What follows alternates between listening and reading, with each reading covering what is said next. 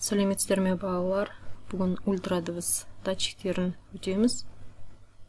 Ультрадыбыс датчиктерінің қызметімен танысамыз және Lego Mindstorms EV3 программасында ультрадыбыс датчигін программалауды үйренеміз. Ультрадыбыс датчигін біз ең алғашқы сабақта өткенбіз. Есімізге түсірсек, бұл дыбыс толқындарының нысаннан шағылған уақытын есептеу арқылы нысанға дейінгі ара қашықтықты анықтайды дедік. Ол не деген сөз? Ол ультра дыбыстық датчиктер дыбыс толқындарын шығарады. Дыбыс толқындары алдында тұрған кедергіге барып, соғылып, кері қарай шағылып, қайта қайтады. Алдында тұрған кедергі кез келген нысан, зат, бір дене болуы мүмкін, қабырға болуы мүмкін. Сол дыбыс толқындарының кедергіге дейін барып, қайта шағылып келген уақытын есептеу арқылы кедергіге қанша ара қашықтық қалғанын біліп отырады. Біз енді ультрадыбыс датчигі қалай қосылады роботқа және Lego Mindstorms EV программасында қалай программаланады, соны қарастырайық. Алдарыңызда құрастырылған Lego конструктормен құрастырылған робот тұр. Және бүгін роботқа ультразвук датчигін қалай қосып, қалай программалаймыз, соны өтуіміз керек.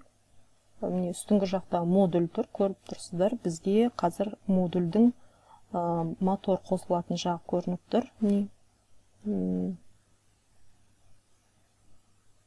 A, B, C, D әріптер жазылған жағына, жазылған порттарға бізде мотор қосылады, ал 1, 2, 3, 4 деп нөмірленген порттарға датчиктер қосылады. Енді қазір Lego Mindstorms EV3 программалау ортасында біз қазір программаны бастадық және рөлдік басқаруды, яғни моторды қосамыз. Моторды қосамыз, алдыға қарай жүреді, 50-ші жылдамдықпен. B және C портына қосылған. B және C портына қосылып тұр моторымыз. Және біз келесі күту. Күтуде біз ультрадыбыс датчигін, яғни қанша кедергіге қанша сантиметр қалғанда біз тоқтау керек, соны программалайтын болсақ, міне қанша сантиметр